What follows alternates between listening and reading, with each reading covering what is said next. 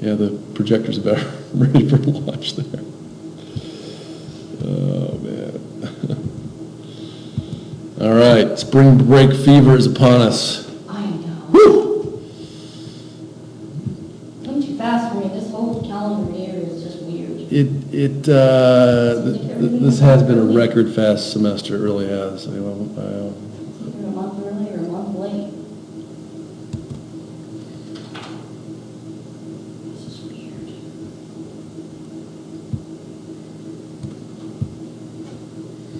Well, we got a little bit of a head start on pumped hydro last time. How are we doing in there? I'm still working on it. Anything? Okay.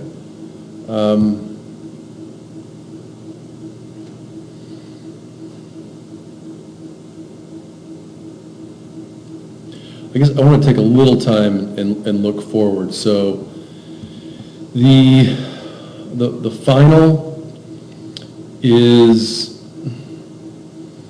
it's just more of the same. There's no new information there, and the final is basically taking all the spreadsheets that you've built and just using them. Okay. So the point is, when you're wrapping up each homework assignment, okay, so say you didn't get 100% on it, go back and fix it. So when you get to the final, you can just bang it out. Okay. Yeah.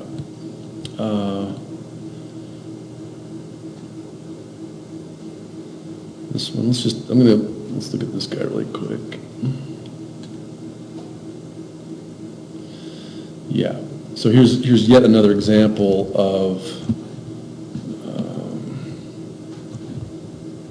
how this course talks about integration.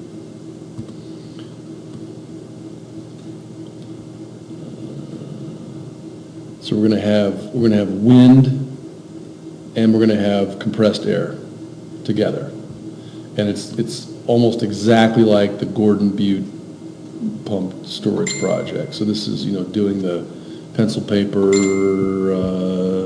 integration to get this guy together. So that's going to be week 14.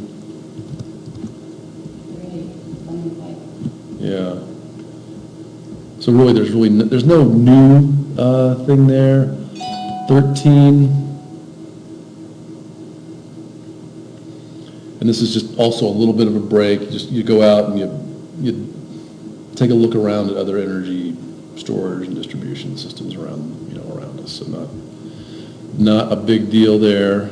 Not diving into the spreadsheets anymore. 12. Yay! Yeah, a little break. Okay.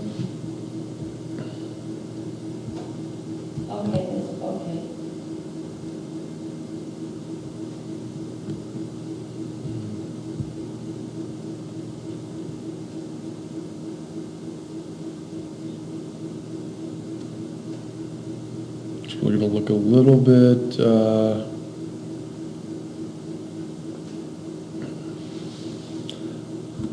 Let's see what this guy's all about.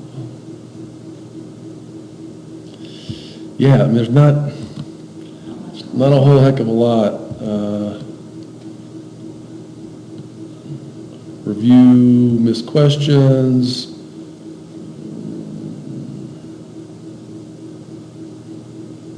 Again, this is more writing, so you get the chance to kind of pull out whatever you found the most interesting, the most challenging, design your own system, build your own future type of thing, right? So by the time you're in week 12, I don't want to say we're just on cruise mode, but It gets easier. yeah, it gets easier. You just shift gears a little bit and just to do a little bit of free thinking rather than forcing you to do all this. So really, week 11 is kind of the last push. So if we're 8, 9, 10, 11, there's really just 3 more assignments after this. 9, 10, 11 are kind of the 3 biggies, and then from there, just kind of review and prep for the exam. Variable frequency drives, compressed air. This is a challenging one. I'll just let you know. Like topic 9 is one of the most challenging of all. Yeah. So I guess what I want to do then, I'm just going to go ahead and look at this week 9, just to move ahead a little bit, unless you've got a specific question. So I just want to get this one in the bank, and then from there, there's 9, there's 10, and 11. There's really only two more after that. So let's go ahead and read this guy. And I'm just going to show you how to build this function in Microsoft Excel.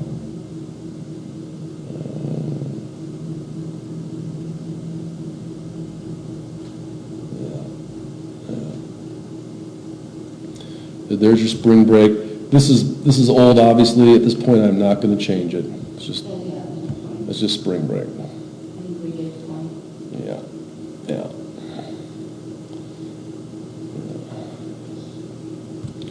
Okay, so CS or CA is compressed air, CT is combustion turbine. And what we're going to do in this is basically have air and gas together, and as they come out, we're going to set them on fire and make electricity. That's basically it. So what we're doing here is combining the chemical energy in the gas with the mechanical energy of the air. And the mechanical energy is, and I'll just write it out here. So the way to think about this is PV equals nRT. That's your ideal gas law. That's basically where we're going to start. Yeah, well, it's pervert equals nerd, if you want to use the crass. We just call it Pivnert law. Pivnert, that's it, yeah. And so as it turns out, so pressure equals force divided by area. And if we take this and go like this, pressure, it's going to be force times length. And if we do that on the top and the bottom, force times length equals energy per volume. So as it turns out, pressure is just energy divided by volume. That's the bottom line. Because normally you think, oh, pressure is, so if you look at it this way, you'd say pressure is measured in pounds per square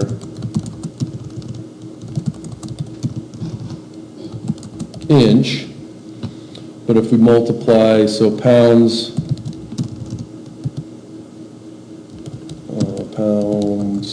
times inches equals, pound inches.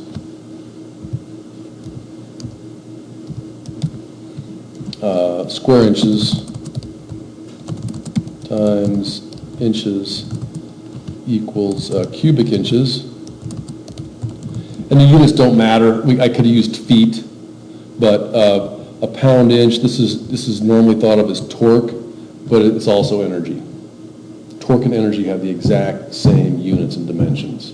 Okay, Kind of weird, but it's true. that is weird. It is weird, but true. Torque and energy. And the way that they're different, I'll just explain it. So torque, if I've got let's just say I've got this guy, this is my lever or my wrench, and I've got, 1 pound, and this thing is, 5 inches long, so this is, if I'm putting 1 pound, that's 5 inch-pounds of torque on the thing. Or you could also say, hey, this thing weighs a pound, and I just raised it 5 inches. Okay. So when it comes, Energy is work, isn't it? yeah. Torque is obviously a form of work. It is, but the difference though, the difference is torque is actually a vector, because if I can torque it this way, I can torque it that way, I can torque it that way. I can torque it in 3 directions. Energy is a scalar. Energy does not have a direction. So that's how they're fundamentally different. They have the same units, but they're fundamentally, exactly, one's a vector, one's a scalar. Exactly right. Okay, so that's how we can kind of use this, because pressure does not have any direction. You say, well, what's the barometric pressure? You get a number, not, you could say, well, what's the wind velocity 50 miles an hour out of the north? So velocity, wind velocity of vectors. That's how those are different.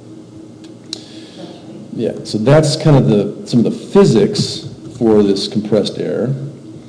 And this is a new concept for us. So heat rate is the BTU divided by, not dived by. Dived by, no. Heat rate is the BTU divided by the kilowatt hours. Okay, so let's write that down here.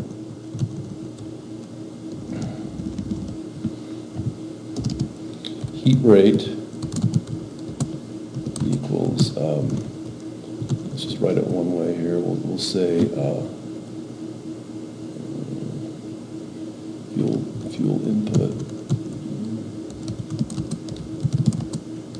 divided by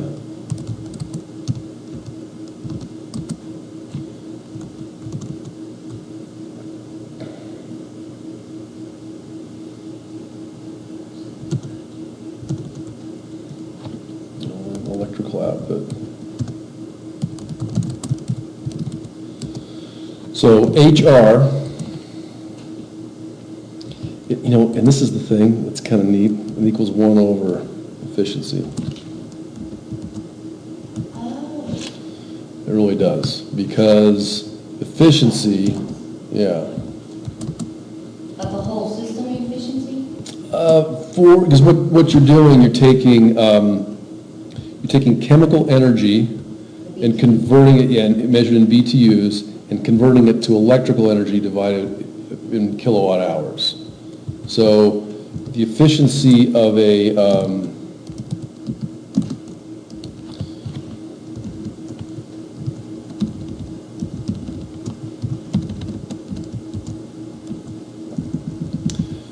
right, so that's your efficiency, and if we were running this for system, this would be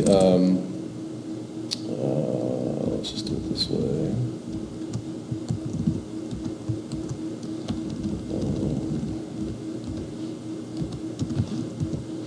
Because the kilowatt hours are coming out, and these are the BTUs coming in. So if we just come back up here, we can say the heat rate, HR, equals BTU in over the kilowatt hour out. So really, when you're like, oh my gosh, what is heat rate? Well, it's just it's the inverse of efficiency. So the heat rate has to be greater than 1.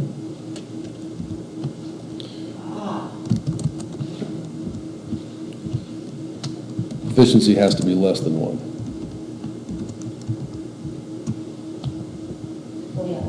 Yeah. Yeah. That's it. Okay, so those are the 2 new concepts here. So we've got heat rate, we've got mechanical energy. Okay, when a compressed air energy system is used, the air compressors do the work of compressing combustion air, not the turbine. Yeah, so you've got, so the compressors, so the turbine is not running in reverse. The turbine takes exhaust gases and turns into electricity. The air compressors just take air and squish it.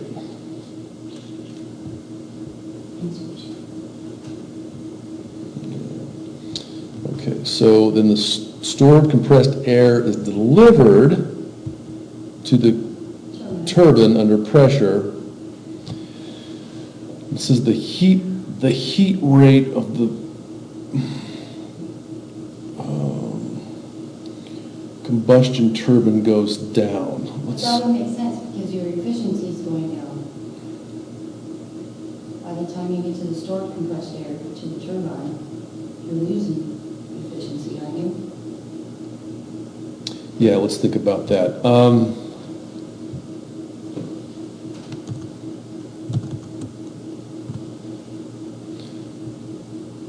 It's actually just the opposite. So it would go up? It goes up, which is a bad thing. I'll just write that out. Higher HR is a bad thing.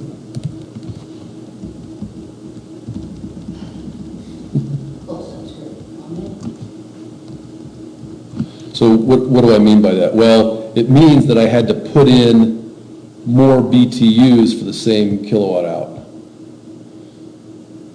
So what you really, like in an ideal world, this equals 1, which means that equals 1. In an ideal perfect world, eta is 1, which means the heat rate also equals 1. Yeah.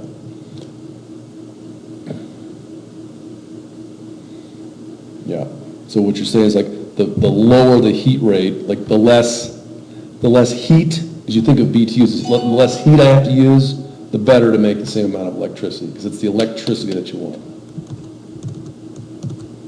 So when they say the heat rate goes down in parens, you can do it out here.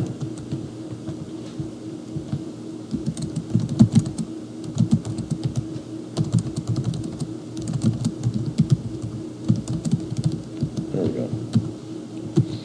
Okay, so when we read that, we're like, yay, my efficiency just went up. So, and it's similar to how these scramjets work on a jet engine. It's like, let's just shove more. If we shove more air through more quickly, we get more bang for our buck for the same unit of time. Yeah. That makes sense. Yeah. Okay. Slope formula. Yeah. So we're going to get this little slope formula, and this tends to be the stumbling block. Sometimes, like just getting off the blocks is kind of hard, but let's take a look here. What we mean by that.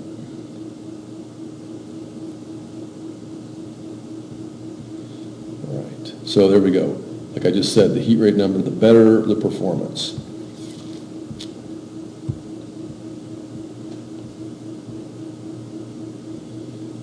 Iowa is big on wind. But again, what do you do with it if you got more than you use? Store it somewhere, put it underground, pack it away.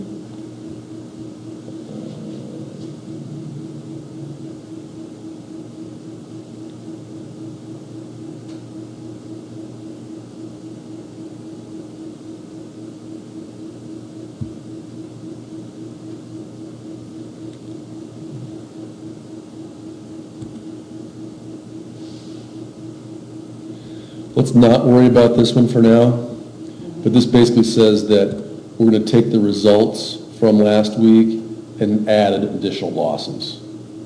The longer the pipe gets, the more losses we have. It's just basically what's going to come down to. Okay, That's so just common sense. yeah, so we'll focus on this.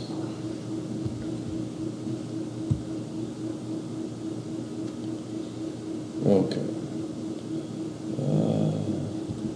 So we've got some compressed air cavern underground. It's going to be sucked out. So what we'll say is that the pressure decreases equally over time. That just means that it's a linear function. That's all it means. So the longer you run it, the lower the pressure gets, and it's just each passing unit of time you lose a certain amount of pressure. Okay. The max pressure we're going to hit is 75 atmospheres, and the lowest is 50. And so at 75, this is our heat rate, 4,500. That's the heat rate, and it's just in BTUs per kilowatt hour. And so what I said before is.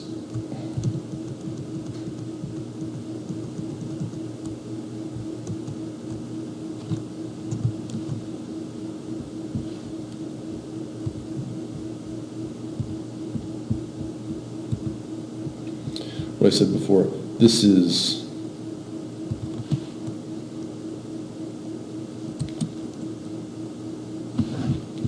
let me use a fancy little symbol here.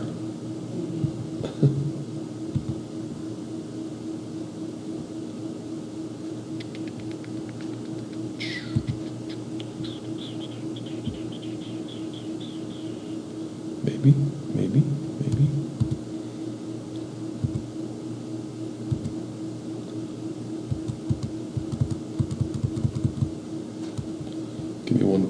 just need to obsess over this one quick sec. Okay, so I did not find exactly what I want, but I guess my point here is that the heat rate is not equal to 1 over the efficiency, but it's proportional to it. If we just converted BTUs to kilowatt hours, then it would be proportional. Then it would be equal, because then it's apples and apples. So I'm just going to throw that alpha in there to let you know that the heat rate is proportional to the inverse of efficiency. Okay. Okay. Create a table in the spreadsheet with whole energy intercurrents of 1 bar between 75 and 50. Let's do it. So here's 75, here's 74, and Microsoft is good at several things. One of them is counting. Yes. So there's that. And then stable starts at 75 bar, and 4,500, then we get to 8,000. So what we're going to do here is this, 4,500,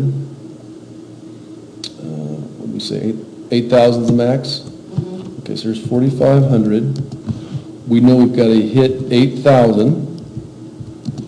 So what we're going to do is say that M equals rise over run, and let's just start here. So there's our rise. Oops. M equals rise minus divided by open paren 50 minus yay. It's not 75 now. You got your E's backwards. I started 32. I think you want to go E7 minus E32. Well, these 2 points need to correspond. And I got a negative number, which I know is correct. The negative number is what you're looking for? Yeah, because the slope, we'll plot it here in a second. We'll plot it. And then, so that's my M. And here's my B. My B is just equal to yay. And then so y equals mx plus b. So here's our y equals m times x plus b. And I'm going to pin those guys. Dink. J. Dink. X plus b. Okay, give me a second. This is the... Okay, so just to review, I figured it out. And here it is on the board. Woo! No, it's going to be really hard to see, but I'll point. So at 50,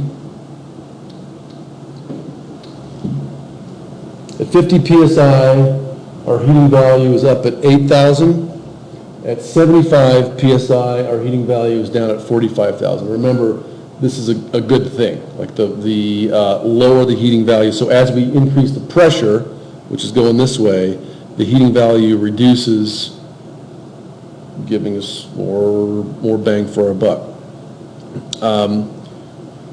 So to find B, what we did, we just said, okay, for a delta P, a delta pressure of 25, we got a delta heating value of 3,500. That was the 8,000 minus the 4,500. And so to get from 50 to 25, we get another 3,500. To get from 25 to 0, we get an additional 2,500. 3,500 times 2 is 7,000. 7,000 plus 8,000 is 15,000. So that is where this guy came from. The 15,000 is, so this 3,500 is just our delta P, or sorry, delta heating value. I'll just call it that. So this is delta HV for delta PSI equals 25.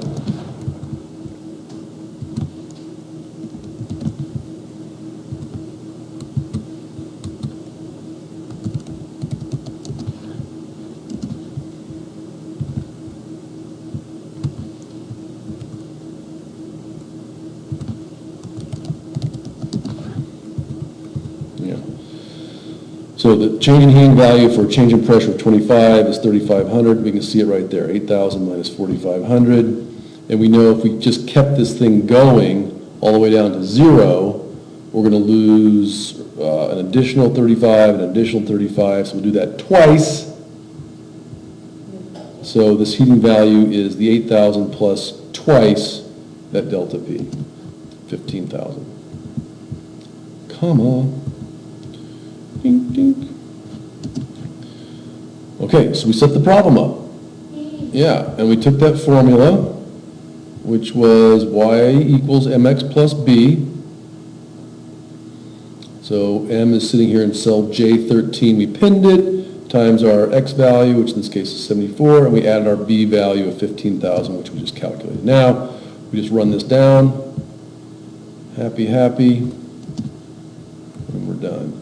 And we can see that each one, we're losing,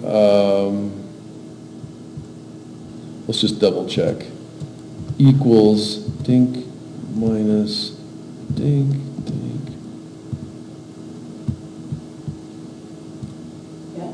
We're losing $1.40 each time. Very simple, very easy, very linear. I like linear. Linear's good. All right. Okay, for each pressure bin, calculate the heat rate, BTUs per kilowatt hour. I think we just did that. It's basically the heat rate, or it's the delta HR. This is the HR. This is our PSI. I always feel it's good when you just put a label on something. I know what that is. I like to do that story. Know what that is. Know where I'm at. Absolutely.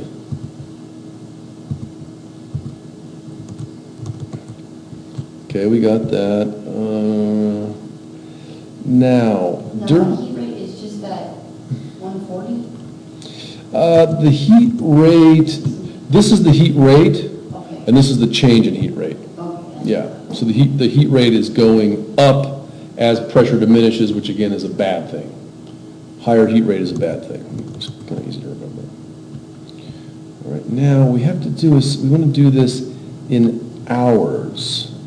So how long does it take?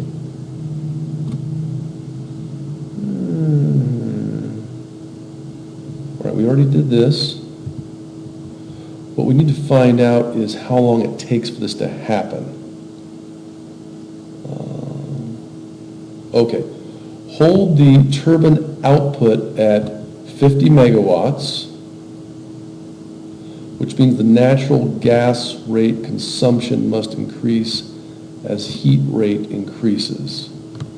Okay, let's see if we can do that. So power, and remember heat rate is given as BTU per kilowatt hour. Okay, and then our power in megawatts is 50. Timeout. Okay, so here I'll just catch everybody up to where we were. What we were looking for, what I'm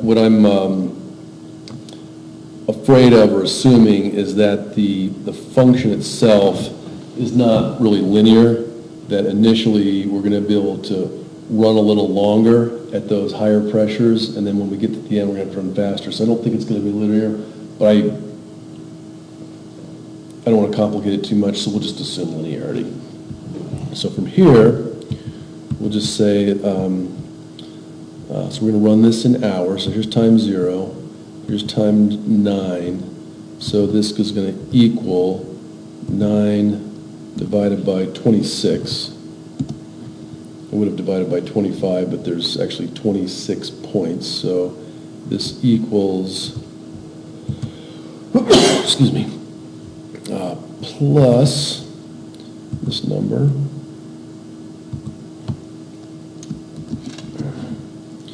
And if we just run this guy all the way up, let's just say, what's this guy equal here? Let's just take this over here. Oops.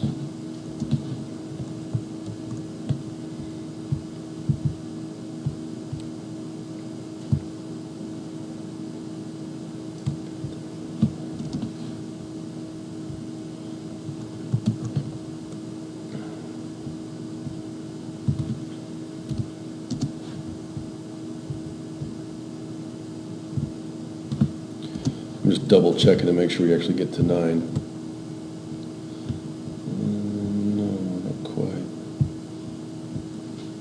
Well, if you remove some of your decimal points. Oh, no, yeah, it's 25. No, there's 26 numbers, but there's 25 steps.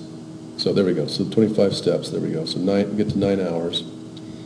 And so that's our time increment, so 0.36 hours. We can, convert that to minutes if we wanted to, but it's not necessary. Operate on peak 9 hours a day. And so all we have to do is natural gas is $4 per million BTUs. That's pretty cheap, okay. So this is going to be dollars per MBTU. 4. Control 1.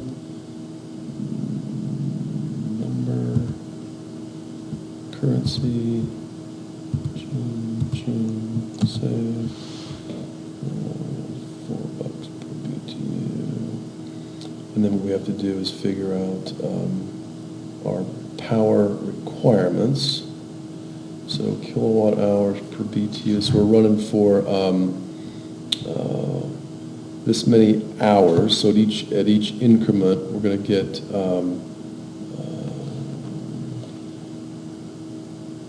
so let's just get to kilowatt hours. So in this first hour, we're going to be equal to kilowatts, which was 50,000, times hours, 0.36.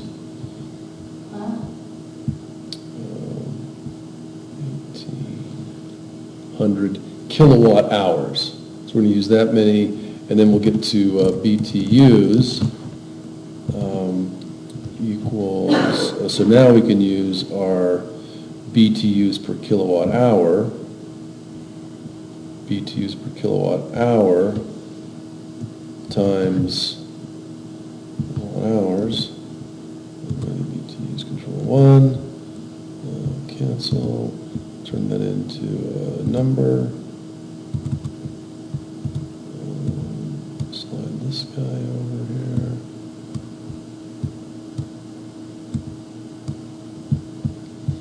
And then we'll do MBTU equals that divided by 1E6, 84.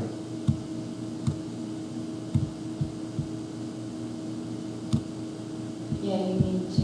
Oh, I need to pin that. Dollar sign on it. For your L4. L4, M. There we go.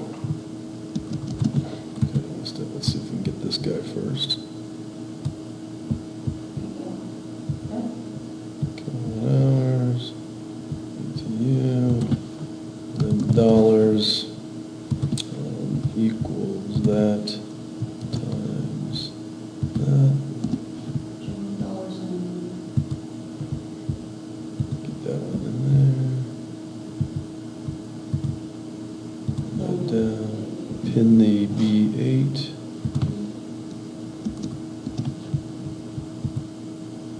That bad boy.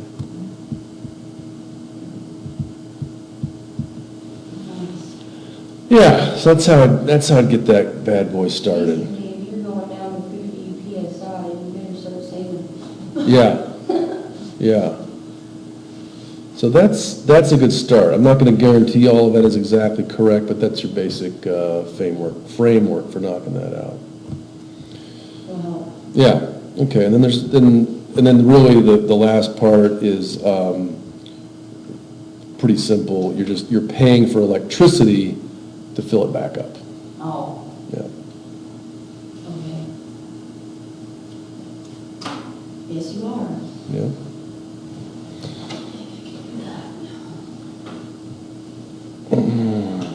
All right, well, I'll see you in a week and a half. Week and a half. Yeah.